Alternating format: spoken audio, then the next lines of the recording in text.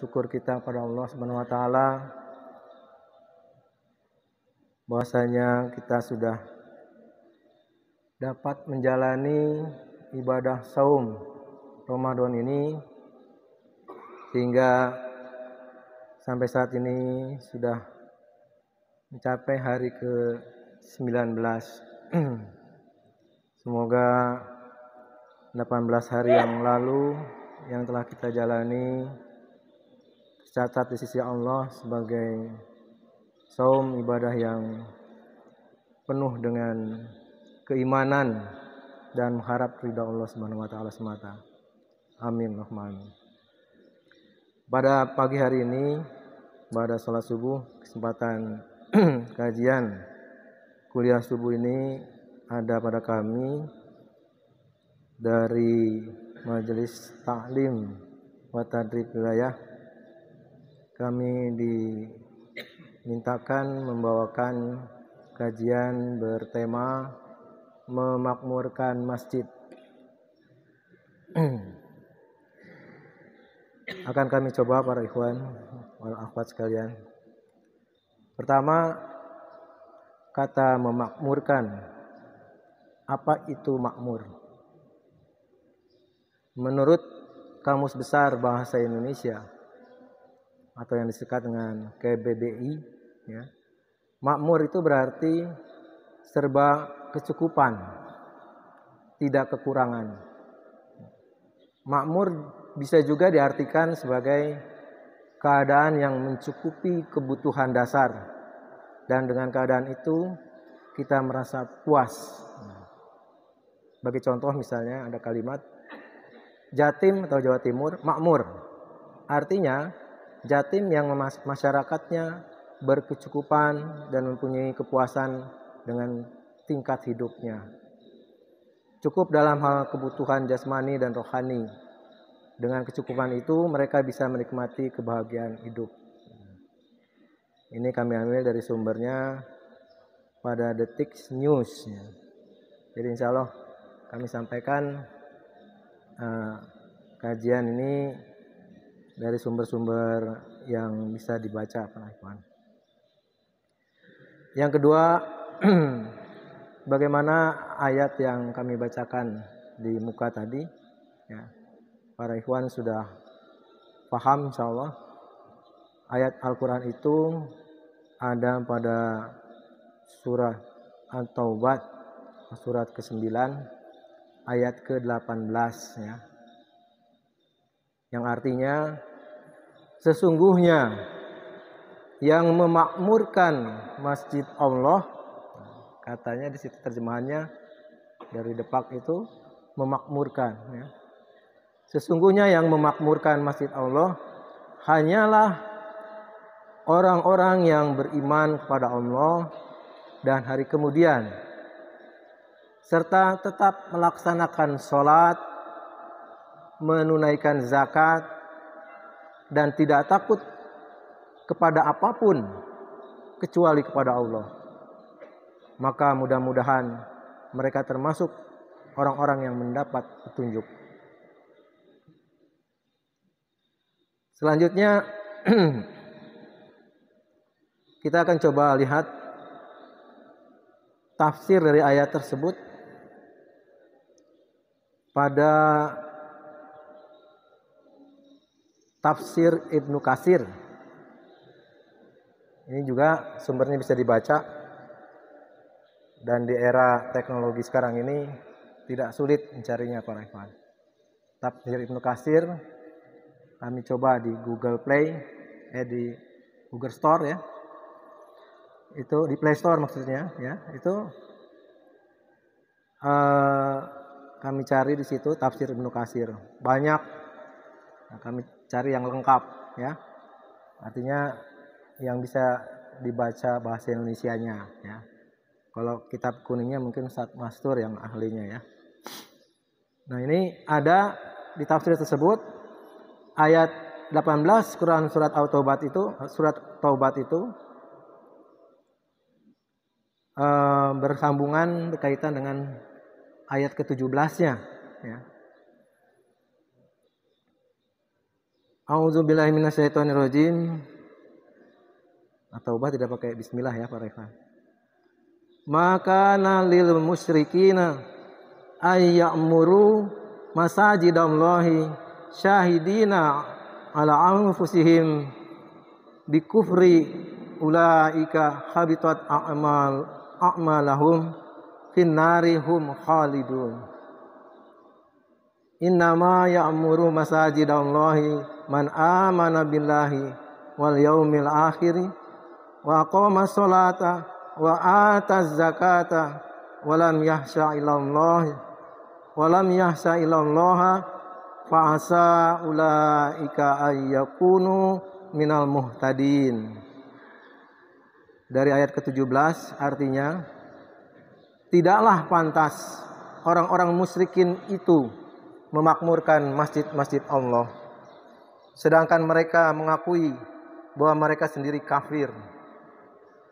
Itulah orang-orang yang sia-sia pekerjaannya dan mereka kekal di dalam neraka.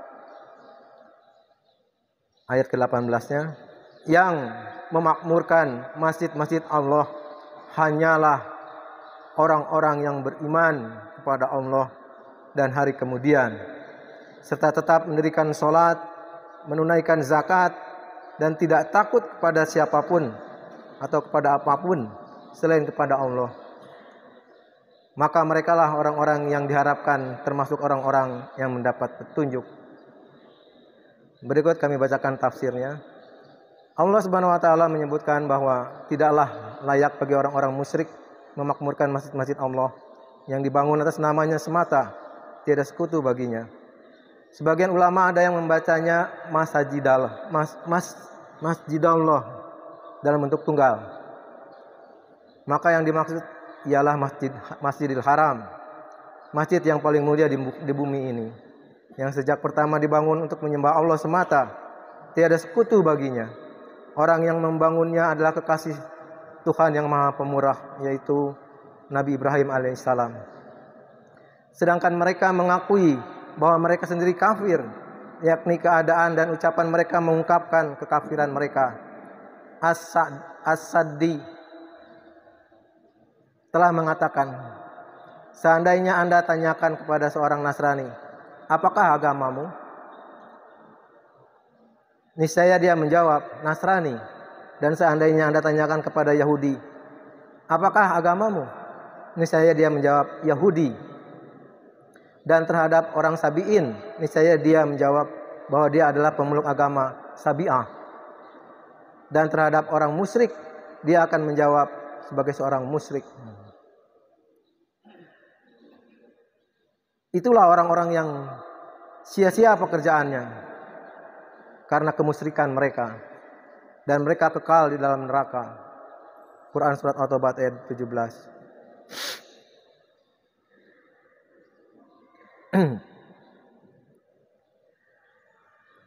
Selanjutnya ayat 18, yang memakmurkan masjid-masjid Allah hanyalah orang-orang yang beriman kepada Allah dan hari kemudian.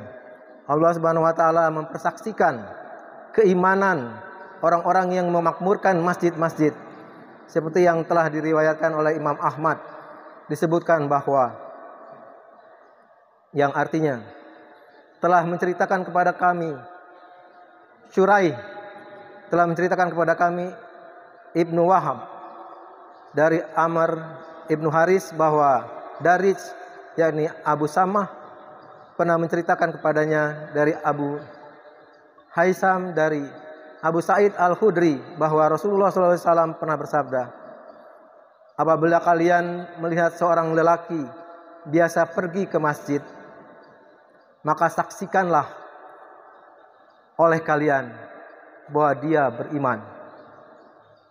Allah Subhanahu wa taala telah berfirman, sesungguhnya orang-orang yang memakmurkan masjid-masjid Allah hanyalah orang-orang yang beriman kepada Allah dan hari kemudian. Imam Tirmizi, Ibnu Murdawai, dan Imam Hakim di dalam kitab Mustadraknya telah meriwayatkannya melalui hadis Abdullah ibnu Wahab dengan sanad yang sama. Abdurrahman ibnu Humaid telah mengatakan di dalam kitab musnadnya bahwa telah menceritakan kepada kami Yunus ibnu Muhammad, telah menceritakan kepada kami Saleh al-Muri dari Sabit al-Bannani, dari Maimun ibnu Siyah, dan Ja'far ibnu Said dari Anas ibnu Malik yang menyatakan bahwa Rasulullah SAW pernah bersabda, sesungguhnya orang-orang yang memakmurkan masjid-masjid itu adalah orang-orang yang beriman kepada Allah. Selanjutnya hadis dari Rasulullah SAW, sama bentuk ininya, matanya, kalimatnya.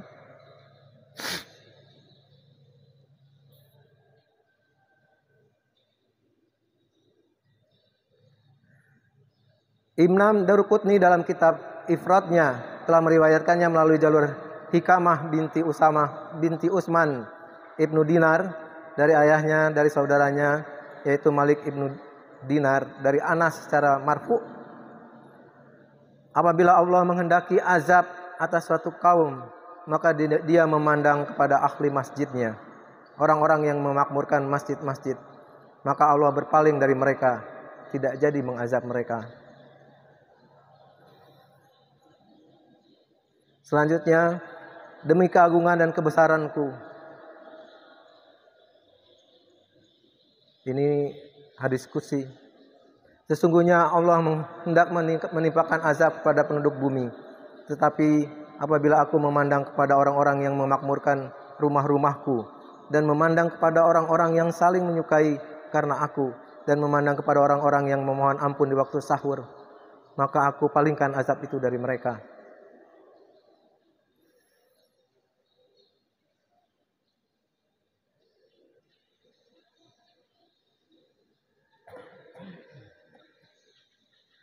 Abu Razak telah meriwayatkan dari Ma'mar, dari Abu Ishaq, dari Amr ibnu Maimun al-Audi yang mengatakan bahwa ia sempat menjumpai masa sahabat Nabi Muhammad SAW, sedangkan mereka sering mengatakan bahwa masjid-masjid itu adalah rumah-rumah Allah yang ada di bumi, dan sesungguhnya sudah merupakan hak Allah memuliakan orang-orang yang menziarahinya di dalam masjid-masjid itu. Demikian mungkin sekilas dari tafsir Ibnu Katsir. Nah, selanjutnya para ikhwan, kami akan coba kita lihat sejauh mana sebenarnya masjid kita ini, apakah bisa kita memakmurkan Masjid An-Nubuwah ini. Berikut ini motivasi petunjuk dari Pak Kusnadi Ikhwani. Beliau adalah Ketua Takmir Masjid Raya Al-Falah Sragen, Masjid Percontohan Nasional. Ya. Beliau menyusun sebuah buku yang judulnya Strategi Memakmurkan Masjid. Ya. Dan masjid ini salah satu bagian dari Masjid Enterprise. Masjid Enterprise itu adalah masjid gabungan dari masjid-masjid besar yang sudah berhasil memakmurkan masjidnya, yaitu Masjid Kapal Munjalan, Masjid Muslim United, Masjid Jogokarian, Masjid Berkah Box. Nah, itu bergabung dalam Masjid Enterprise. Ya. Nah, ini yang kami bacakan adalah Masjid Al-Falah Sragen. Sragen itu di Jawa Tengah atau Jawa Timur? Jawa Tengah, ya. Nah, itu dekat Solo, ya. Nah, salah satu bagian dari buku ini kami bacakan, masjid Anda bisa makmur. Dengan izin Allah, Masjid Al-Falah membutuhkan waktu 4 tahun untuk meniru Masjid Jogokarian. Meniru kemakmurannya, meniru keteladanannya, meniru perjuangannya. Masjid Al-Falah berhasil meniru Masjid Jogokarian, mendapatkan pahalanya. Harapan saya, masjid Anda bisa lebih cepat meniru Jogokarian dan Al-Falah. Masjid Anda bisa lebih makmur dari masjid kami. Hal-hal yang saya tuangkan di buku ini sudah dilakukan dan terbukti berhasil, praktis dan aplikatif. Sebagian besarnya saya lakukan di Masjid Al-Falah. Sebagian lainnya dipraktekkan langsung oleh masjid lain, terutama Masjid Jogokarian. Memang Masjid Jogokarian Yogyakarta ibarat kakak dari Masjid Al-Falah Sragen. Selain itu, ada pula masukan materi dari tim saya yang semakin menambah kekuatan materi buku ini. Langkah-langkah yang sudah terbukti dan aplikatif itu saya susun dalam 5 strategi. Pertama, strategi takmir. Inilah kunci pertama kemakmuran masjid. Jika strategi pertama ini tidak dijalankan, jangan harap bisa menjalankan strategi-strategi selanjutnya. Kedua, strategi jamaah. Ketiga, strategi layanan. Keempat, strategi dana. Kelima, strategi manajemen. Strategi terakhir ini digunakan untuk mengunci sistem yang dijalankan dari strategi pertama hingga keempat. Saya tekankan, materi dalam buku ini bisa dilakukan di masjid manapun dengan izin Allah. Tidak hanya masjid besar seperti Masjid Jogokarian atau Masjid Al-Falah. Materi buku ini bisa dipraktekkan di masjid yang lebih besar. Bisa pula di masjid yang lebih kecil. Baik masjid perumahan maupun pedesaan. Sudah ada buktinya. Di perumahan saya, 2 masjid sudah dikelola dengan baik. Sudah mengangkat imam hafiz Al-Quran. Kalau subuh jamaahnya penuh. Kurban terakhir memotong 36 sapi. Lumayan untuk ukuran masjid perumahan. Untuk kategori masjid pedesaan, ada Masjid Al-Muttaqin di Klayu, Mondokan, Sragen. Nah, mungkin ada ikhwan yang berasal dari sana ya, paham daerah itu. Sudah di desa, masih melewati sungai, benar-benar pelosok. Secara logika akal tidak bisa makmur. Ya. Tapi alhamdulillah dalam 2,5 tahun dikelola secara baik, jamaahnya yang dari 7 orang menjadi 400 orang. 2 contoh ini akan saya ceritakan lebih di bab-bab selanjutnya. Jadi tidak ada alasan masjid Anda tidak bisa makmur. Man jadda wajada. Jika ada niat, pasti ada jalan. Jika tidak ada niat, pasti ada alasan. Nah, sebelum lanjut membaca, ucapkan bismillah. Berniatlah dalam hati dan lisan bahwa Anda akan menjadi pelopor kemakmuran masjid Anda. Semoga kelak Allah pertemukan kita di jannah bersama barisan orang yang beriman lainnya yang memakmurkan masjid. Kelak akan ada 7 golongan yang mendapat naungan di hari yang tidak ada naungan kecuali naungan dari Allah. Salah satunya adalah orang yang hatinya terikat ke masjid. Rasulullah SAW bersabda dalam sebuah hadis yang panjang, yang artinya 7 golongan yang dinaungi Allah dalam naungannya pada hari di mana tidak ada naungan kecuali naungannya. Imam yang adil, seorang pemuda yang tumbuh dewasa dalam beribadah kepada Allah. Yang kedua. Yang ketiga, seorang yang hatinya bergantung ke masjid. Yang keempat, 2 orang yang saling mencintai di jalan Allah. Keduanya berkumpul karenanya dan berpisah karenanya. Yang kelima, seorang laki-laki yang diajak berzina oleh seorang wanita yang mempunyai kedudukan lagi cantik. Lalu dia berkata, sesungguhnya aku takut pada Allah. Yang keenam, seseorang yang bersedekah dengan 1 sedekah. Lalu ia menyembunyikannya sehingga tangan kirinya tidak tahu apa yang diinfakkan tangan kanannya. Dan yang ketujuh, seseorang yang berzikir kepada Allah dalam keadaan sepi. Lalu ia meneteskan air matanya. Hadis riwayat Al-Bukhari.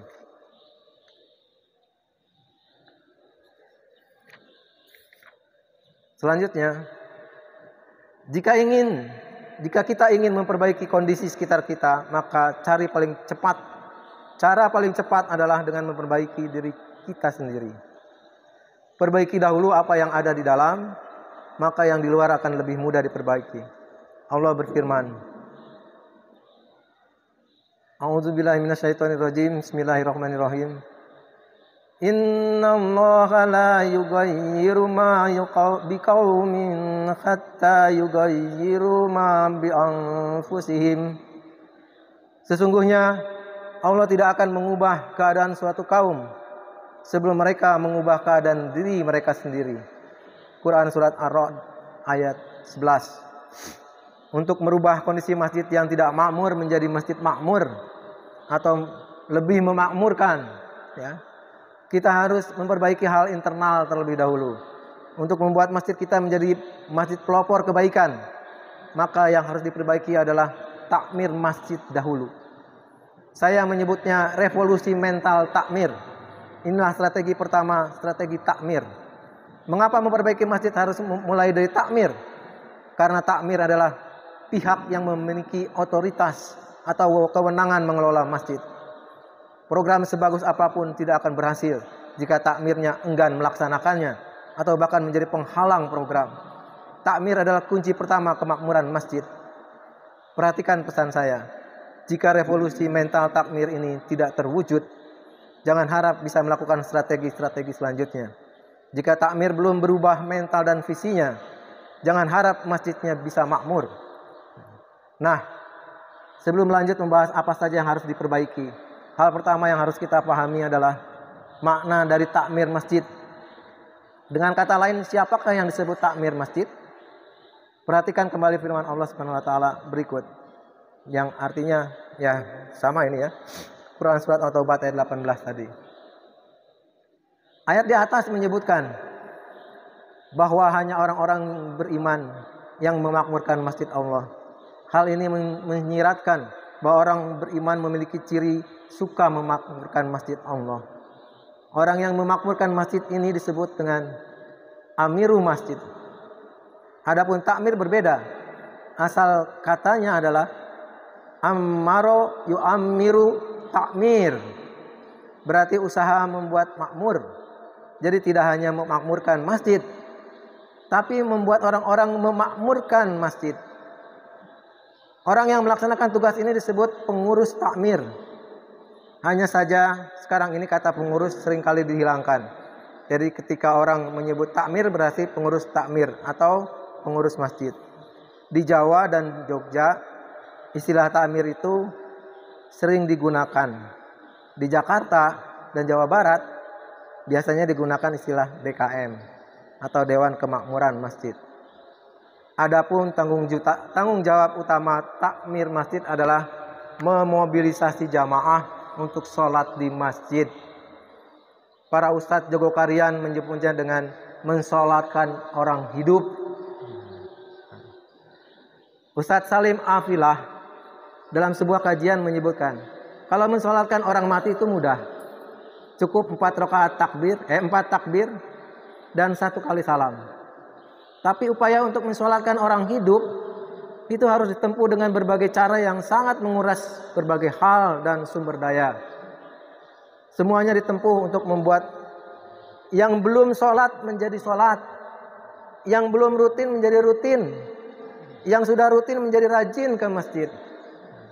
Itu yang dimaksud dengan mensolatkan orang hidup. Oleh karena tanggung jawab takmir itu tidak ringan, maka perlu strategi dan cara tepat dalam melaksanakannya. Tetapi sebelum lanjut, bagi Anda yang sudah membaca paragraf ini, tapi melewatkan kata pengantar dari 4 guru saya, berhenti dahulu, baca pengantar dari beliau-beliau, baru lanjutkan membaca bagian selanjutnya. Ada pikiran-pikiran besar tentang kemakmuran masjid yang beliau-beliau tuangkan. Jangan sampai mutiara itu Anda lewatkan. Ini kata pengantarnya dilewatkan ya. Karena kata pengantar ini dari orang-orang besar semua nih Pak Ikhwan. Yaitu dari 4 orang besar. Kiai Muhammad Jazir ASP sebagai takmir dari Masjid Jogokarian. Kemudian Ustadz Abdus Somad. Yang ketiga Ustadz Salim Afilah. Dan yang keempat Ustadz Luqmanul Hakim, Masjid Kapal Munjalan. Ya. Prinsip mengelola masjid. Ada ungkapan populer yang dijadikan pegangan oleh orang-orang sukses. Jika ingin hasil berbeda, maka harus dilakukan cara yang berbeda. Jangan mengharapkan hasil yang berbeda jika caranya masih sama. Jangan mengharapkan hasil luar biasa jika cara yang dilakukan biasa-biasa saja. Dalam mengelola masjid pun demikian. Jika kita ingin masjid kita yang belum makmur menjadi makmur, maka kita harus mengelola masjid dengan cara berbeda yang selama ini kita lakukan. Untuk menjadikan masjid kita makmur dalam waktu yang tidak begitu lama, kita butuh prinsip revolusioner mengelola masjid. Prinsip revolusioner ini sudah saya terapkan di Masjid Al-Falah. Alhamdulillah, dalam 4 tahun Al-Falah mengalami kemajuan pesat dari masjid yang biasa-biasa saja menjadi masjid percontohan nasional. Dari yang tadinya sepi menjadi makmur, dirindukan jamaah. Awalnya Masjid Al-Falah hanya meniru prinsip-prinsip Masjid Jogokarian yang sudah sukses makmur. Saya yakin jika kita ingin sukses, wajib kita meniru yang sudah sukses juga. Sukses itu memiliki pola, polanya bisa diulangi. Ini sudah saya buktikan dalam dunia bisnis, terbukti juga dalam mengelola masjid. Kami tiru prinsip-prinsip revolusioner Masjid Jogokarian, tentunya dengan berbagai modifikasi yang diperlukan. Alhamdulillah berhasil. Prinsip-prinsip revolusioner itu sudah sering saya tulis di media sosial dan saya sampaikan di kajian-kajian. Pada kali ini prinsip-prinsip tersebut saya rumuskan agar lebih mudah diingat dan dipraktekkan. Nah, prinsip revolusioner dalam mengelola masjid adalah kita harus mengelola masjid dengan ihsan. Apa itu ihsan? Ihsan ini singkatan dari ikhlas, handal, serius, amanah, dan iman. Yang terakhir rupanya diambil N-nya ya, bukan I-nya ya. Ihsan. Dalam bahasa Arab, ihsan sendiri bermakna sebaik mungkin, sebaik-baiknya. Rasulullah bersabda, Innallaha katabal ihsana ala kulli syai'in. Sesungguhnya Allah mewajibkan ihsan kepada segala hal. Hadis riwayat Muslim. Ihsan dalam hadis ini bermakna melakukan dengan sebaik mungkin seolah-olah kita diawasi. Maka mengurus masjid pun harus dilakukan dengan ihsan. Kita lakukan sebaik-baiknya karena kita diawasi oleh Allah yang Maha Melihat. Jika takmir melaksanakan prinsip-prinsip ini dengan izin Allah, kemakmuran masjid pasti akan terwujud. Jamaah akan mencintai mereka. Allah pun kelak melimpahkan rahmat dan pahala bagi para takmir. Tetapi sebaliknya, jika prinsip-prinsip ini dilanggar, jangan harap bisa memakmurkan masjid. Jangan harap jamaah benar-benar bahagia dengan masjid yang takmir kelola. Jangan harap jamaah mencintai para takmir masjidnya. Jangan-jangan jamaah justru menyimpan rasa tidak suka, apalagi benci kepada para takmir, karena dipandang menjadi penghambat kemakmuran masjid. Nauzubillahi. Prinsip pertama, ikhlas. Rasulullah SAW bersabda, sesungguhnya setiap amal tergantung dari niatnya. Hadis riwayat Bukhari dan Muslim. Innamal a'malu binniyat. Maka setiap takmir yang ingin menjadi masjidnya makmur, pertama yang harus dilakukan adalah memiliki niat ikhlas untuk memakmurkan masjid semakmur-makmurnya. Ikhlas bukan berarti tanpa pamrih. Ikhlas berarti meniatkan amal untuk mencari ridha Allah. Jadi pamrihnya kepada Allah. Niatkan untuk mencari ridha Allah. Ini penting dan utama. Tanpa niat yang ikhlas, yang didapat takmir hanyalah capeknya mengurus masjid dan beratnya amanah. Tidak mendapat pahala. Nah, agar bisa ikhlas dalam mengelola masjid, para takmir harus memahami 2 poin ini. Masjid milik Allah, bukan milik takmir. Takmir masjid jangan sampai salah memandang masjid. Masjid bukan milik takmir, masjid milik Allah. Dibangun agar digunakan oleh umat. Yang wakaf tanahnya adalah umat. Yang donasi pembangunannya adalah umat. Yang infak rutin adalah umat. Yang dipanggil dengan seruan azan adalah umat. Tidak hanya takmirnya. Jadi kemanfaatan masjid harus diberikan sebesar-besarnya untuk umat. Masjid menjadi tempat ibadah yang nyaman bagi umat. tidak lupa donasi ke masjid harus bisa dirasakan oleh umat melalui program-program ibadah maupun sosial. Takmir dipilih untuk melayani, bukan menguasai. Jika umat diibaratkan rakyat, maka takmir masjid adalah pemerintahannya. Dalam Islam, tugas pemerintah dan para pemimpin adalah melayani rakyat. Rasulullah SAW bersabda, pemimpin suatu kaum adalah pelayan mereka. Hadis riwayat Ibnu Asakir dan Abu Nuaim. Begitu pula dalam konteks masjid, tugas para takmir adalah melayani jamaah agar mereka dengan senang hati memakmurkan masjid yang dikelola oleh para takmir. Para takmir harus menyadari hal ini, jangan sampai mereka mengkhianati amanah ini. Masjid harus dibuka seluas-luasnya bagi kegiatan ibadah jamaah. Kas masjid digunakan sebesar-besarnya bagi kepentingan ibadah, dakwah dan sosial masjid. Masih panjang para ikhwan ya, ternyata waktunya tidak cukup. Jadi kami cukupkan dulu untuk satu poin tentang prinsip ini, yaitu prinsip pertama ikhlas ya. Dan selanjutnya insya Allah kita akan bersambung pada kajian yang akan diberikan secara khusus di itikaf nanti ya. Jadi kami adakan semacam daurah ya untuk kemasjidan dalam itikaf nanti insya Allah ya. Nah ini yang akan kita bahas lebih terurai lagi, bahkan mungkin juga pada aplikasinya. Tapi setidaknya akan coba kami simpulkan dari apa yang kami diuraikan tadi. Pertama, bahwa memakmurkan masjid Allah itu berhubungan sangat erat. Dikatakan dalam ayat itu adalah hanya ya, berhubungan sangat erat dengan keimanan kepada Allah dan hari akhir. Satu itu. Kedua, dengan nilai sholat seorang muslim. Ketiga, dengan nilai zakatnya. Keempat, dengan rasa takut kepada Allah.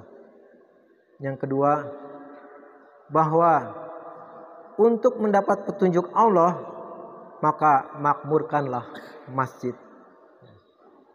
Ayat bagian akhir dari ayat tersebut ya. Nah, itu makna dari mudah-mudahan sebenarnya bukan mudah-mudahan ya, bukan arti, tapi itu makna dalam tafsir Ibnu Katsir yang terakhir ada itu tadi itu sebenarnya mudah-mudahan mendapat petunjuk itu adalah pasti akan mendapat petunjuk bagi yang memakmurkan masjid Allah ya. Dan ketiga, agar masjid makmur diperlukan pengelolaan atau manajemen yang dipegang oleh hamba-hamba Allah yang memiliki prinsip ihsan, ikhlas, handal, serius, amanah, dan iman. Terakhir, semoga Allah senantiasa memberikan petunjuk kepada kita, memberi kemudahan kepada kita untuk dapat memakmurkan Masjid An-Nubuwah ini dengan kemakmuran yang maksimal. Amin, Allahumma amin. Alhamdulillah, sekian saja mungkin dari kami. Wabillahi taufiq wal hidayah. Assalamualaikum warahmatullahi wabarakatuh.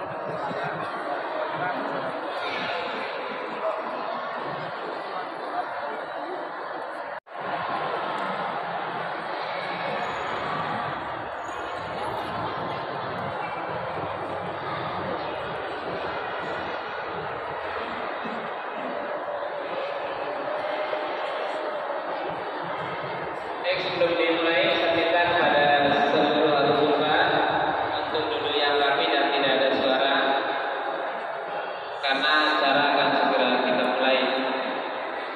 Insyaallah dalam hal ini yang akan mengisi tausiah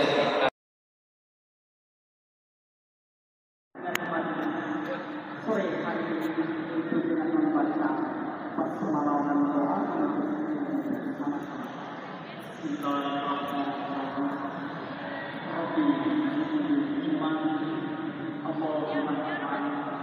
Kira imam gotong beneran. Nggak ada.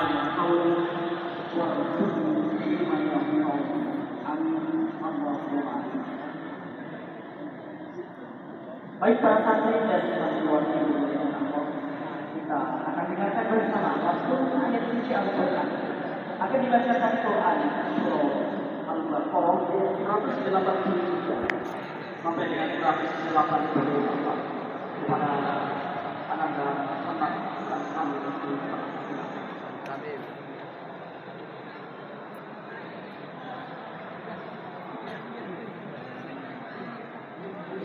kalian dari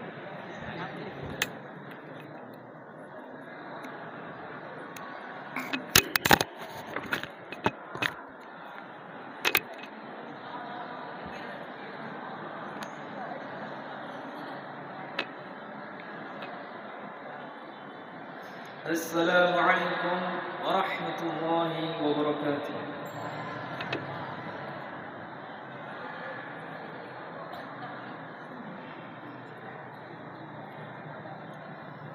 A'udzu billahi minasy syaithanir rajim. Bismillahirrahmanirrahim.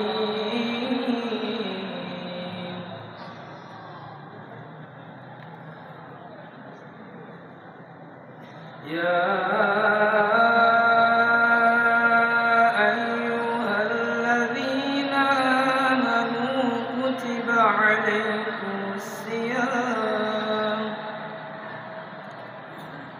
كتب عليكم الصيام كما كتب على الذين من قبلكم لعلكم تتقون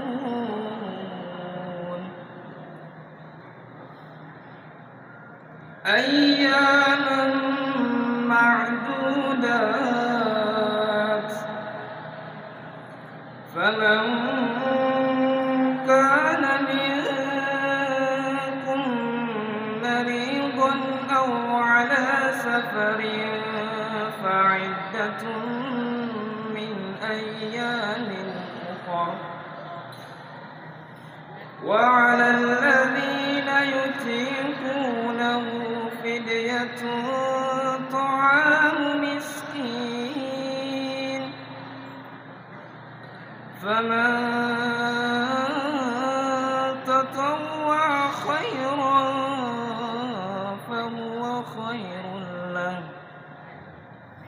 وأن تصوموا خير لكم إن كنتم تعلمون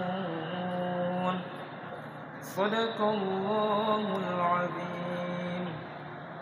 Aku berlindung pada Allah dari godaan syaitan yang terkutuk dengan menyebut asma Allah yang Maha Pengasih lagi Maha Penyayang.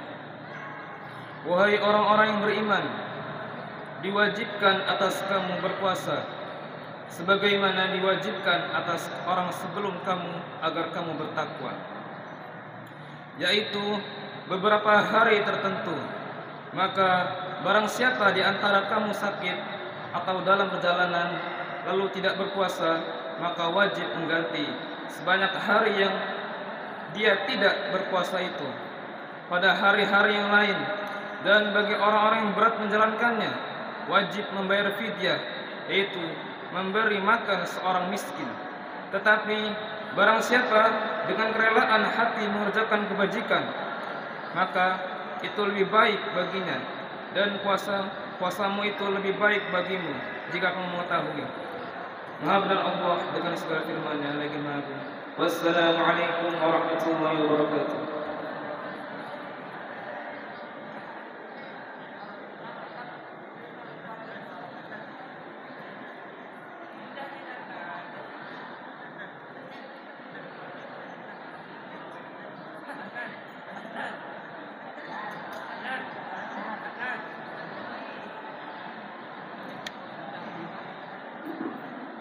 Hitungan 3 tidak ada suara satupun.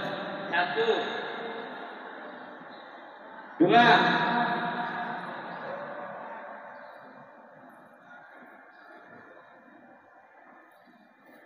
Itu yang masih di luar masuk. Selama nanti ada pengarahan, Ustaz minta tidak ada suara. Paham? Kita tolong.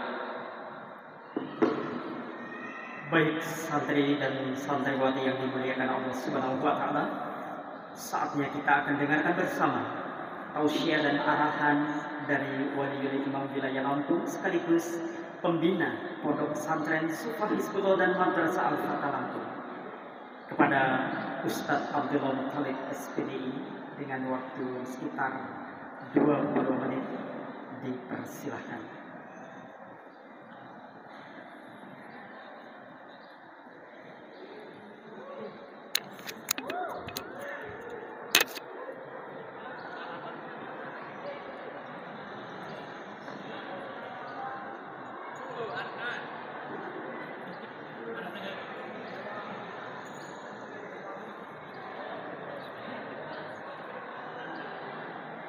Bismillahirrahmanirrahim.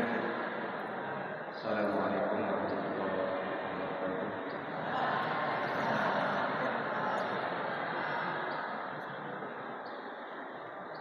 Alhamdulillah,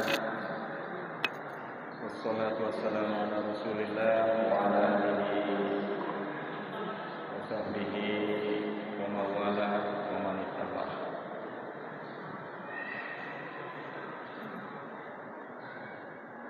وقال الله تعالى في كتابه الكريم أعوذ بالله من الشيطان الرجيم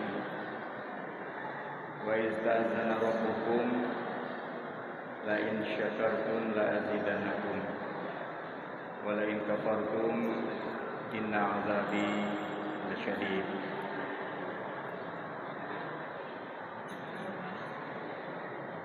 Yang kami hormati yang mewakili Mudir Sufah, beliau Ustaz Supardi MPD,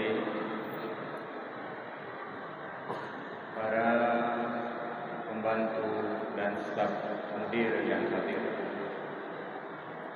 majelis pengasuhan santri, majelis maliyah, majelis akademik, majelis SDM, majelis sarana, begitu juga yang kami hormati para Roisul Madaris, kepala-kepala madrasah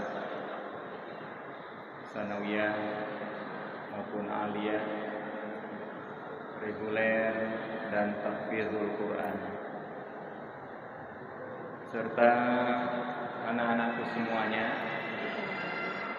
ahlu sufah muslimin dan muslimat yang kami sayangi, kami cintai, insyaallah calon-calon penghuni surga, amin.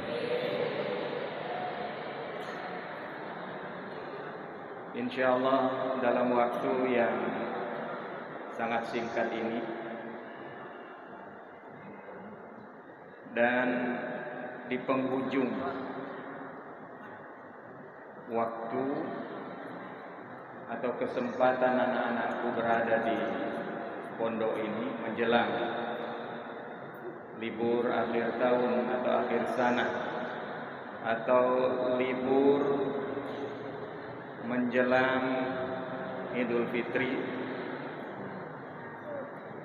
kami berharap tidak ada yang berbicara satupun. Kalau masih ada yang berbicara, mohon maaf, wali tidak bisa melanjutkan.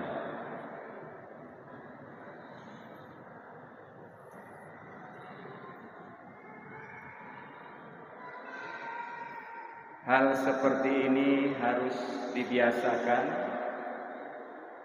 dan terus ditingkatkan di masa-masa yang akan datang. Anak-anakku semuanya dan juga para nasatid,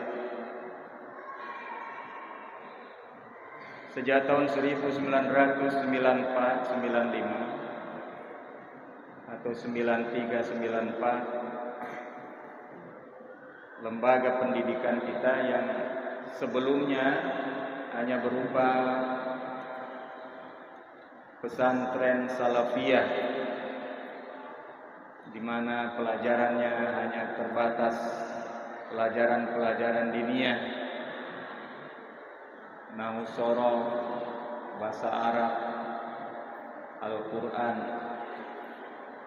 Namun kemudian yayasan kita ini ditingkatkan, diformalkan, dilengkapi dengan madrasah, sehingga awalnya yang bernama Suffah Hizbullah, begitu madrasah diwujudkan, maka namanya menjadi Suffah Hizbullah dan Madrasah Al-Fatah, Pondok Pesantren Suffah Hizbullah dan Madrasah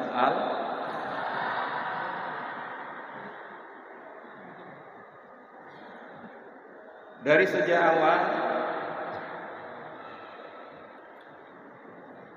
hal yang biasa kita lakukan dan itu sudah menjadi agenda besar pondok, selain pembekalan di awal tahun,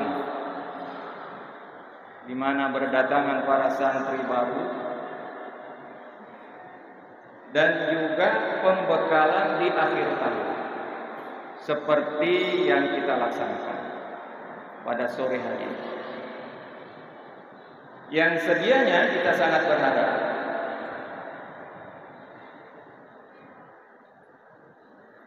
pembina utama Pondok Pesantren Suffah Hizbullah dan Madrasah Al-Fatah, Imamul Muslimin, yakni beliau calon doktor Kiai Haji Dr. Handes Yaksyallah Mansur MA. Namun terakhir tadi menjelang asar, beliau menyampaikan permohonan maaf kalau beliau masih belum sampai ke pesantren kita. Jadi beliau hanya titip salam pada para asatidz, anak-anakku semuanya, dengan ucapan Assalamualaikum warahmatullahi wabarakatuh.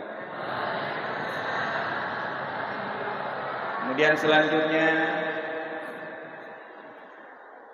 sungguh tidak sepatutnya kami membadali atau menggantikan posisi beliau sebagai pembina utama pesantren kita. Tapi insya Allah mudah-mudahan apa yang akan kami sampaikan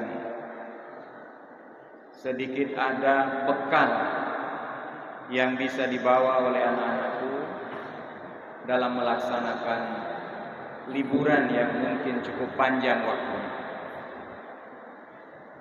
Anak-anakku semuanya, sungguh ketika antum, masih ada yang bicara?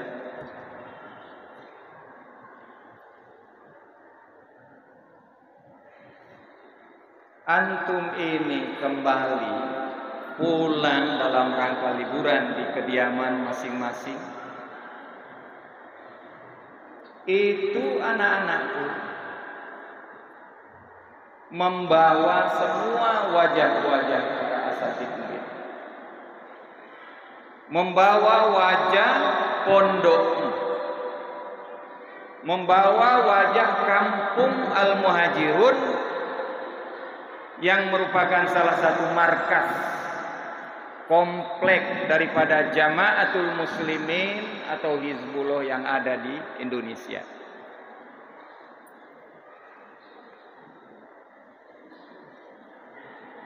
Walaupun para asatid tetap di sini, pondok kamu tetap di sini, tapi apa yang ada di sini antum bawa pulang. Sehingga ketika anak-anakku menampilkan yang baik-baik, maka otomatis kesan daripada orang tua, kesan daripada masyarakat pun juga terkesan apa? Baik. Tetapi sebaliknya,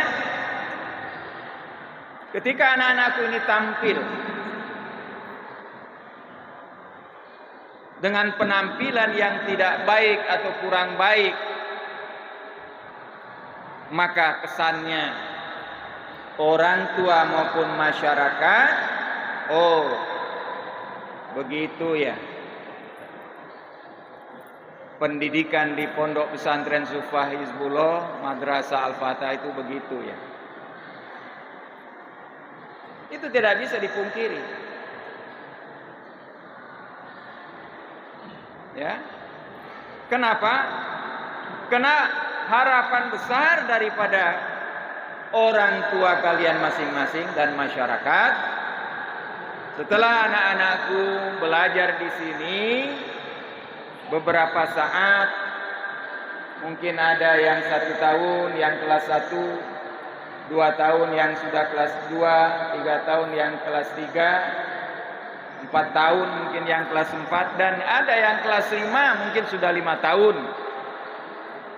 Yang lulusan MI, SD masuk ke sini, tapi kalau yang sanawiyah mungkin kelas 5 berarti 2 tahun.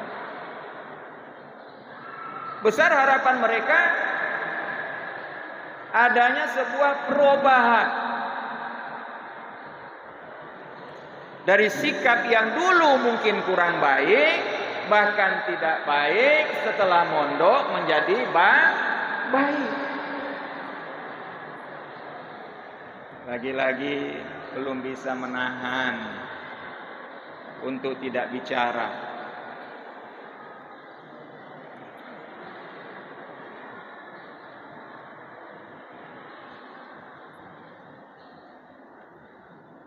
Wali pernah hidup mondok seperti anak-anakku sekalian. Ribuan santri, ratusan asatid yang membina.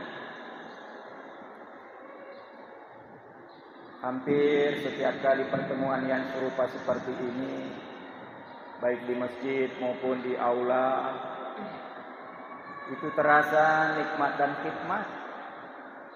Setiap kali ada orang tua yang bicara di depan,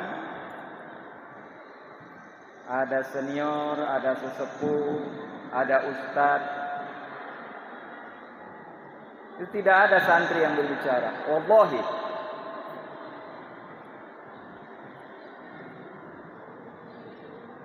Dan mereka eksis seperti itu. Bukan hitungan belasan tahun, tapi sudah 95 tahun. Ketika siapapun ustadznya masuk duduk di sini, semuanya senyap. Sehingga kiai berkata, anak-anak semuanya diam. Kalau ada jarum jatuh dari atas, kedengaran. Saking sunyinya. Dan seluruh mata tertuju ke podium. Semua telinga terpasang mendengarkan apa yang disampaikan oleh ustaz, oleh kiai, oleh pengasuh. Sehingga sekalipun kita sudah bertahun-tahun meninggalkan pondok itu, nasihat ustaz yang pernah kita dengar masih melekat di dalam hati. Semangat guru-guru itu masih membara di dalam hati. Sudah lebih daripada 30 tahun kami keluar dari pondok itu, masih terbayang wajah Ustadz, wajah Kiai itu. Kata-kata dan kalimatnya, nasihatnya, motivasinya itu selalu melekat. Ketika beliau mengatakan man jadda wajada, bukan slogan kosong, tapi itu pembuktian di tengah-tengah masyarakat. Ketika beliau menyampaikan bahwa kita ini bersaudara, rukun dan damai ketika di pondok, tapi juga berkelanjutan ketika sudah kita keluar dari pondok. Bahkan kita sudah beranak pinak. Ketika bertemu dengan kawan-kawan yang sepondokan, walaupun beda leting dan angkatannya, ketika dia sebut, Mas, lulusan pondok mana Mas? Dari Al-Fatah. Masya Allah Al-Fatah. Tahun berapa Al-Fatah? Langsung berpelukan. Subhanallah. Kenapa demikian? Karena nasihat yang masuk, yang sampai ketika dia pondok sama. Kiai menasihatkan pada angkatan pertama dan juga menasihatkan pada angkatan kedua dan seterusnya dengan sama nasihatnya.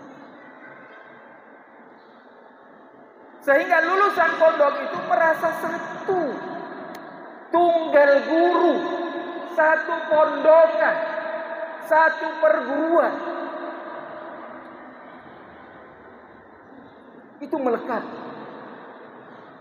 melekat sepanjang hayatnya.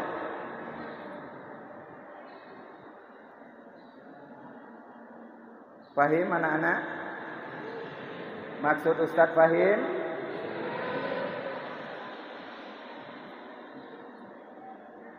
Jadi ketika anak-anakku berbicara sendiri, tertawa-tawa, saat mana ada Ustadz menjelaskan, itu maksiat. Itu kemaksiatan.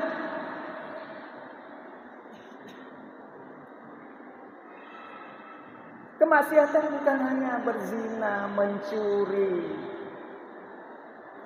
makan makanan yang haram. Ketika anak-anakku sebagai santri, sebagai pelajar, tidak memberikan takzim, hormat kepada guru, itu sudah perlakuan kemaksiatan. Dan yakinlah ilmu yang didapati tidak akan membawakan keberkahan apa-apa. Anak-anakku semuanya, insya Allah pada saat gilirannya nanti, mungkin ustadz-ustadz yang ada sekarang ini ya, itu duduk seperti anak-anakku, dan anak-anakku lah yang tampil di depan seperti ustadz tampil sekarang. Dan itu Ustadz sudah merasakan. Mudir kamu yang sekarang, Al-Ustadz Muflihuddin LC, walaupun perawakannya mungkin postur tubuhnya kecil,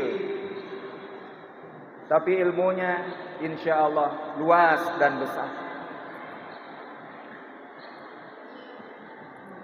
Dulu beliau murid Ustadz dan murid ustaz-ustaz yang ada di hadapan ini. Tapi hari ini kadang-kadang ustaz yang jadi muridnya, beliau yang jadi gurunya. Karena beliau fasih. Ketika ada tamu asing dari Arab khususnya, beliaulah yang tampil menerjemahkan bahasa Arab itu. Ustaz, kami yang pernah mengajarnya duduk manis mendengarkan apa yang disampaikan oleh Al-Ustadz Muflihuddin LC. Jadi muridnya. Maka Ustadz yakin, seyakin-yakinnya bahwa suatu saat kami yang duduk di situ, anak-anakku tampil di sini. Takbir.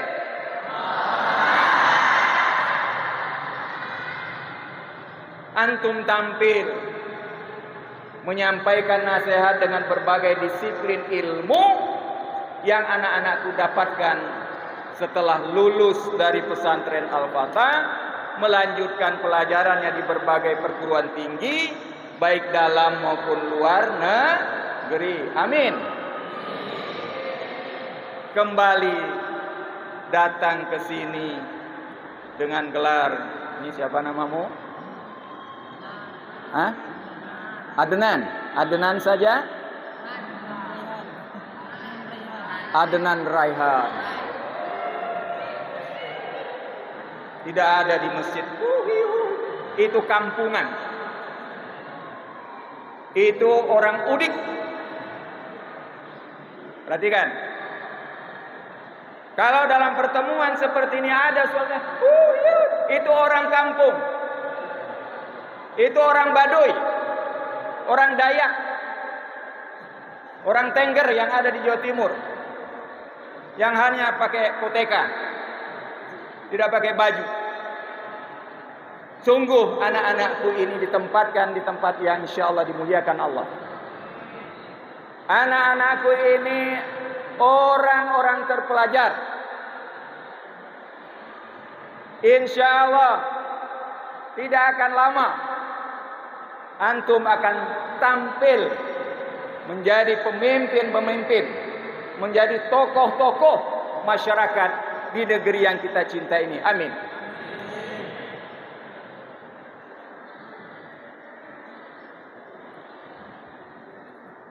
Suatu saat akan datang di pesantren ini, entah tahun berapa nantinya. Datang dia tiba-tiba, minimal dia datang dengan mobil Pajero. Begitu keluar, Masya Allah.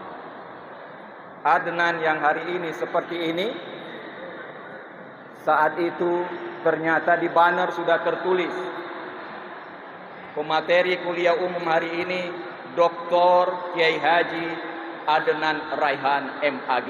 Masya Allah. Takbir. Kalau ada sesuatu yang hebat, apa? Takbir. No. Itu kelas SMA. Itu kelas SMP. Kita ini ahlus suf yang punya cita-cita mengikuti jejak para sahabat Rasulullah sallallahu alaihi wasallam. Di mana para sahabat itu sangat takzim, sangat hormat kepada orang yang lebih tua, lebih dewasa darinya, dan manakala ada yang dewasa sangat sayang kepada adik-adik. Inilah yang harus kita wujudkan di pesantren yang kita cintai ini. Oleh karena itu anak-anak, pertama singkat saja karena waktu, dengarkan baik-baik.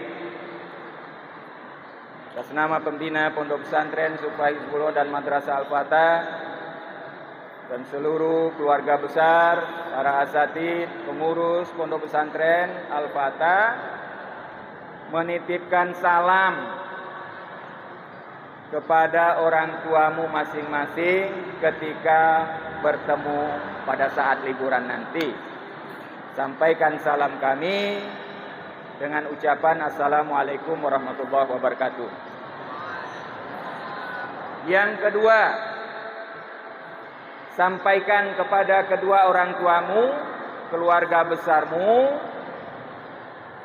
doa untuk kemajuan Pondok Pesantren Sufa Hizbullah dan Madrasah Al-Fatah.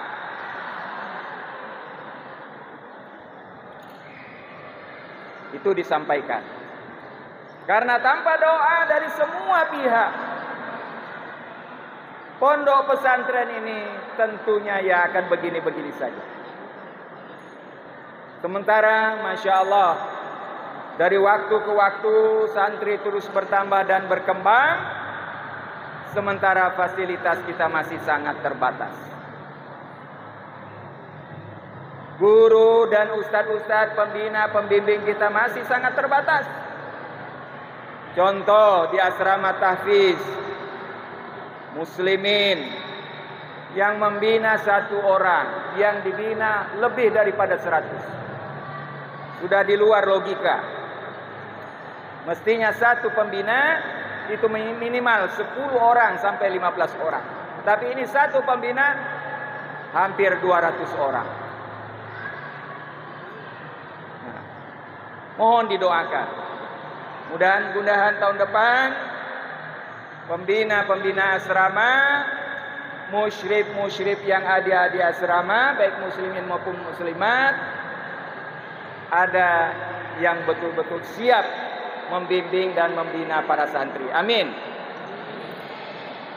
Kemudian yang ketiga, apa yang sudah terbiasa anak-anakku lakukan di sini, dilanjutkan kebiasaan itu di rumah masing-masing. Jangan menjadi orang asing di rumahnya sendiri. Kalau di sini sudah biasa dididik, diajarin amal soleh, yang dulu sebelum masuk pondok datang ke Al-Fatah, tak biasa menyentuh piring, mengepel, mencuci pakaian. Setelah masuk pondok diajari kemandirian. Maka laksanakan itu ketika anak-anakku nanti libur di rumah masing-masing. Ya. Tampakkan di depan orang tua masing-masing bahwa ini santri Al-Fatah yang dulu tak bisa menyapu karena takut lecet tangannya kalau menyapu. Hari ini datang ketika orang tuanya masih pulas dalam tidur. Begitu bangun, halamannya sudah bersih, lantai rumahnya sudah bersih, piring, gelas sudah tercuci dan tersimpan rapi. Masya Allah.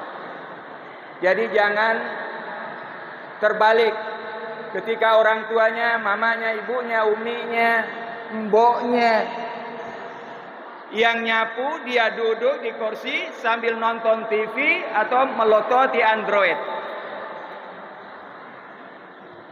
Sambil kakinya sedikit kurang ajar dinaikkan begini.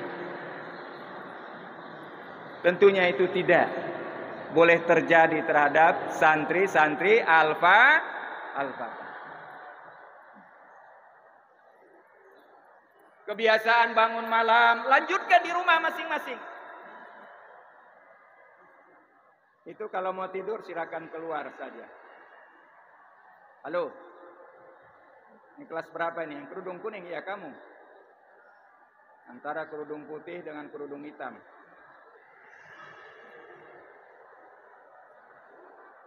Itu lagi yang di belakang. Santri bukan itu.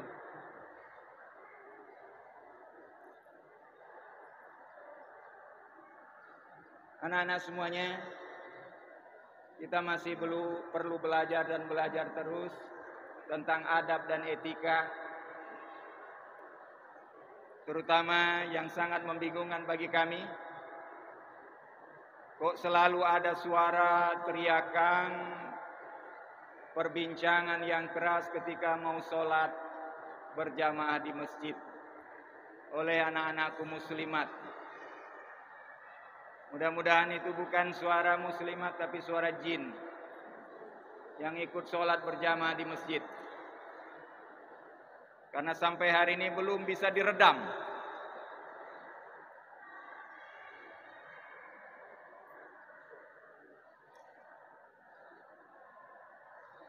Kemudian kebiasaan mengucapkan salam, lanjutkan ketika anak-anakku berada di lingkungan rumah masing-masing, di lingkungan masyarakat masing-masing, ketemu saudaranya muslim, mengucapkan apa? Dan itu berat kalau tidak dibiasakan. Tidak semua pondok pesantren bisa melakukan apa yang kita lakukan, khususnya dalam hal mengucapkan salam. Asing bagi mereka. Mohon maaf, kita pernah silaturahim di sebuah pondok pesantren yang terkenal canggih, besar, di kawasan Jawa Barat beberapa tahun yang lewat. Itu tidak ada salam di antara mereka. Antara santri tidak ada salam, antara santri dengan ustadznya tidak ada salam, antara ustadz dengan ustadznya tidak ada salam. Los begitu saja. Alhamdulillah, di Al-Fatah dari sejak berdirinya sampai hari ini budaya salam berjalan dengan baik. Mudah-mudahan bisa ditingkatkan di hari-hari yang akan datang. Amin. Kemudian yang berkaitan dengan akhlak-akhlak yang sudah diajarkan dan disampaikan oleh asatid, makan dan minum tidak lagi menggunakan tangan kiri. Harus dengan tangan kanan, makan minum dengan tangan kanan. Dan posisinya duduk, bukan berjalan sambil berlari, berdiri. Itu pun diterapkan lagi di lingkungan masing-masing.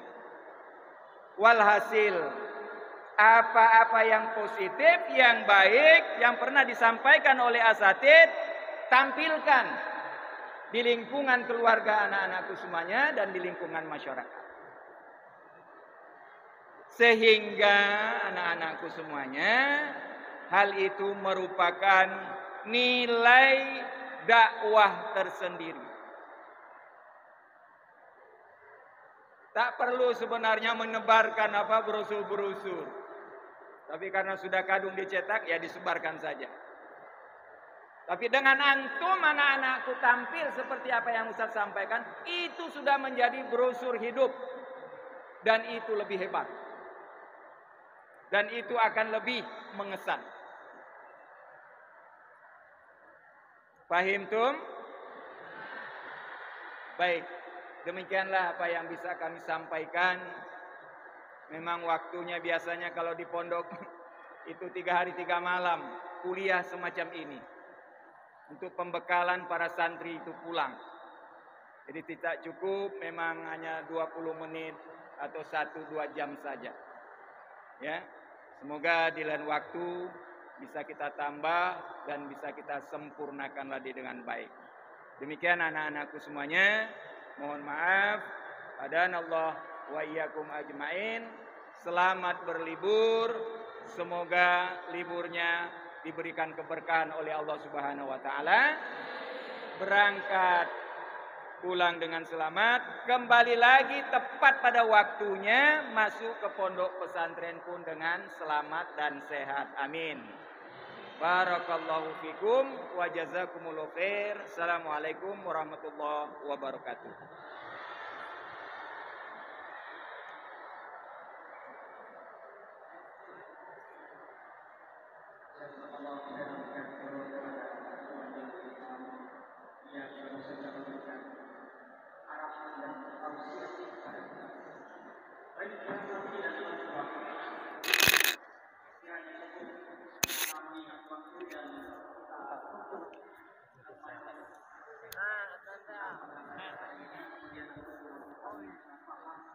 Nah,